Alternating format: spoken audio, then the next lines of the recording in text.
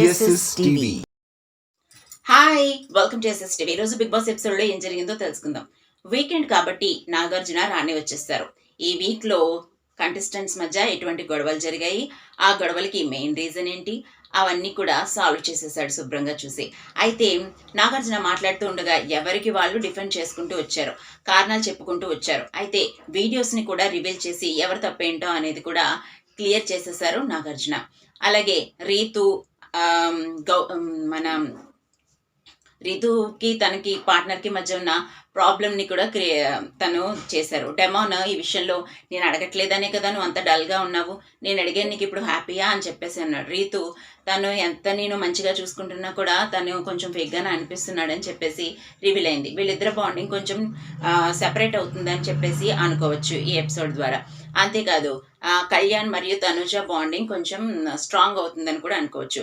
పైగా వచ్చిన కంటెస్టెంట్స్ అందరూ కూడా వాళ్ళతో మాట్లాడుతూ మేము ఖచ్చితంగా మీ బాండింగ్ని అర్థం చేసుకున్నాం, మీరెవరూ తప్పుగా ఫీల్ అవ్వద్దు అని చెప్పేసి వాళ్ళిద్దరిని ఎంకరేజ్ చేస్తారు. అలాగే నాగార్జున శివ మూవీ రిలీజ్ కానున్న నేపథ్యంలో ఆ స్టెప్ని నెక్స్ట్ వీక్ మీరు వేస్తారా సార్, అమల గారు మీతో వేయించిన స్టెప్ని అని చెప్పేసి ఒక ఫ్యాన్ అడగడం జరిగింది. ఆ తర్వాత ఒకరికొకరు బోట్స్ తగిలించుకొని ఆ బోట్స్ ఇవ్వడానికి గల కారణం ఏంటి, వాళ్ళు ఎందుకు ఫేక్, వాళ్ళు ఎందుకు కన్నింగ్, వాళ్ళు ఎందుకు ఇంట్రోవర్ట్, ఇట్లా అనుకుంటూ ఒకరి ఎక్స్ప్లెనేషన్స్ ఒకరు ఇచ్చుకున్నారు, అవతల వాళ్ళు వాళ్ళ ఎక్స్ప్లెనేషన్స్ ఇచ్చుకున్నారు. నాగార్జున అడుగుతున్నప్పుడు డిఫెండ్ చేయడం జరిగింది.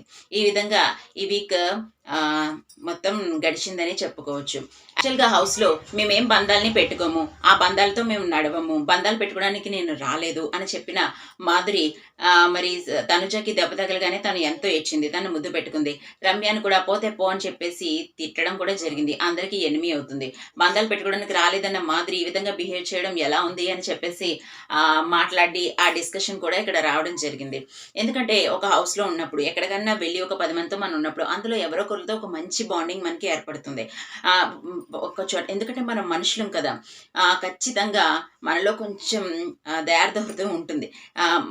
మనకి మన చుట్టూ ఉన్న సరౌండింగ్స్లో ఎవరైతే ఉంటారో వాళ్ళలో ఎవరో ఒకరితో మనకు బాండింగ్ ఏర్పడి వాళ్ళతో ఎక్కువ మాట్లాడడం, వాళ్ళని ఇష్టపడడం జరుగుతుంది. ఇది కామన్ థింగ్.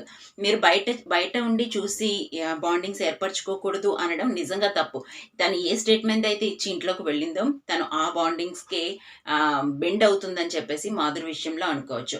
అదేమీ తప్పు కాదు. ఎందుకంటే హౌస్లో అందరినీ మన ఫ్యామిలీని వదిలేసి వెళ్ళినప్పుడు అక్కడ ఎవరో ఒకరితో బాండింగ్ ఏర్పడి ఒకరితో క్లోజ్గా మాట్లాడడం అనేది ఖచ్చితంగా జరిగే విషయమే.